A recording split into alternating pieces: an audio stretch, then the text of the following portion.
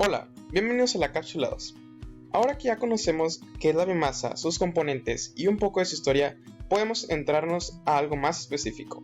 En esta cápsula conoceremos más sobre su clasificación, cultivos energéticos, métodos de conservación de la biomasa o ventajas y desventajas, entre otras cosas. Clasificación de la biomasa. La biomasa se clasifica en tres partes diferentes: la natural, la residual y por último, los cultivos. La natural es la que se produce en la naturaleza, sin la intervención humana. La leña o las ramas son un ejemplo de este tipo de biomasas. El problema es que la explotación intensiva de este recurso no respeta la protección del medio ambiente, por lo que ya no estaríamos hablando de un tipo de combustible renovable y ecológico. Biomasa residual. La biomasa residual es aquella que se genera a partir de actividades que el hombre realiza, como por ejemplo actividades agrícolas, ganaderas, la industria de madera o la agroalimentaria. Su eliminación a veces supone un problema, por lo que convertir estos residuos en un recurso para crear un combustible sostenible es una muy buena opción. Este es el tipo de biomasa que más ventajas aporta a la hora de utilizarlo como combustible, ya que no genera nada de contaminación. No se daña el medio ambiente, los costos de producción y transporte son bajos y además se generan puestos de trabajo gracias a esta actividad. Y por último tenemos la biomasa de cultivos. Se trata de cultivos exclusivamente dedicados a la producción de energía. Algunos cultivos tradicionales como los cereales o la caña de azúcar pueden formar parte de los cultivos de energía, así como otros menos comunes como la cinara, petaca o el sorgo dulce. De esta forma podemos ver cómo existen distintos de tipo de biomasa y el cual de estos tipos es el más adecuado para utilizar como combustible renovable y ecológico para generar energía. Cultivos energéticos. Los cultivos energéticos son los cultivos de plantas de crecimiento rápido que están destinadas únicamente a la obtención de energía o como materia prima para la obtención de otras sustancias combustibles. Esto quiere decir que no tienen fines alimentarios y son seleccionados en base a la producción de cantidad de biomasa y no de calidad. Aquí hay que resaltar que a diferencia de lo que sucede en los cultivos usados como alimentos o como materia prima en la industria, no se necesita ningún requisito especial en cuanto a condiciones del suelo o condiciones climáticas, sino que al contrario, en los cultivos energéticos se busca el cultivo que mejor se acomode a las características del suelo y a las condiciones del lugar, para así poder obtener una mayor rentabilidad energética.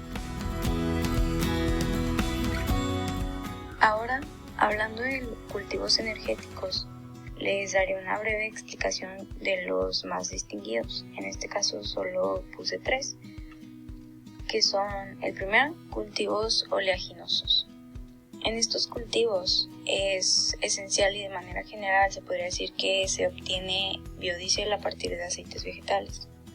Entonces, básicamente estos cultivos son cultivos de colza, soja y girasoles que están destinados a la obtención de aceites vegetales aptos para ser usados como carburantes en el sector de automoción. El biodiesel es un biocombustible sintético líquido que se obtiene a partir de la transformación de aceites vegetales o grasas animales. Ahora, los cultivos alcoholígenos. Obtención de bioetanol de la fermentación de azúcares o almidones. Entonces, el alcohol etílico o etanol es un producto químico obtenido a partir de la fermentación de azúcares que se encuentran en los productos vegetales, tales como cereales, remolacha, caña de azúcar o biomasa. El último son los cultivos lignocelulósicos. Estos cultivos son apropiados para producir calor mediante combustión directa en calderas, lo que permite utilizarlos en desecación y en generación de vapor. Entonces, estos cultivos producen biocombustibles sólidos para fines térmicos, también eléctricos y pues también producen biocarburantes de segunda generación. Estos biocarburantes de segunda generación pues realmente son biocarburantes fabricados a partir de la misma biomasa.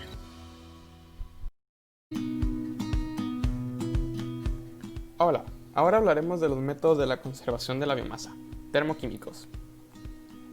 Tenemos la combustión y la pirólisis. La combustión existe cuando quemamos la biomasa, con mucho aire, a una temperatura entre 600 y 1300 grados Celsius. Es el modo más básico para recuperar la energía de la biomasa, de donde salen gases calientes para producir calor y poderlo utilizar en casa, en la industria y para producir electricidad. Por su lado, la pirólisis se trata de descomponer la biomasa utilizando el calor a unos 500 grados Celsius, sin oxígeno. A través de este proceso se obtienen gases formados por hidrógeno, óxidos de carbono e hidrocarburos, líquidos hidrocarbonados y residuos sólidos carbonosos. Este proceso se utilizaba hace años para hacer carbón vegetal. En conclusión, tenemos que la diferencia entre combustión y pirólisis consiste en el proceso que la combustión completa es por oxígeno, mientras que la pirólisis se le reduce esto. Se realiza una ausencia baja o concentración de oxígeno, evitando las emisiones a la atmósfera de CO2. Métodos biológicos. Así como existen los métodos térmicos, también existen los métodos biológicos o bioquímicos, los cuales se llevan a cabo utilizando diferentes microorganismos que contribuyen al proceso de degradación de las moléculas de materia de biomasa húmeda en compuestos simples de gran contenido energético, por medio de dos tipos de técnicas, las cuales son las siguientes.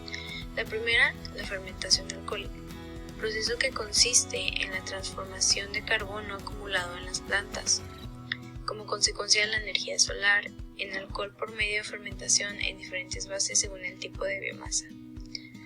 Los productos obtenidos son biocarburantes como el bioetanol o biodiesel, utilizados como combustibles alternativos a los fósiles. El segundo método biológico es el de fermentación metánica, que este proceso es un proceso de fermentación microbiana con ausencia de oxígeno, generando gases como el metano y el dióxido de carbono. Este tipo de fermentación también se utiliza principalmente para biomasa húmeda de residuos ganaderos o aguas residuales urbanas, siendo el combustible final obtenido del biogás. Ahora que ya conocemos sobre la biomasa, podemos ver que tiene muchas ventajas, pero debemos de saber que también existen sus desventajas. Es por eso que ahora vamos a hablar de ellas. La biomasa, hablando en aspectos económicos, es muy accesible, pues su costo puede ser hasta 1/3 de lo que cuestan otras materias primas. Esta energía renovable ayuda a reducir la dependencia de combustibles fósiles, aunque la biomasa sí emite dióxido de carbono. Estas emisiones son mínimas.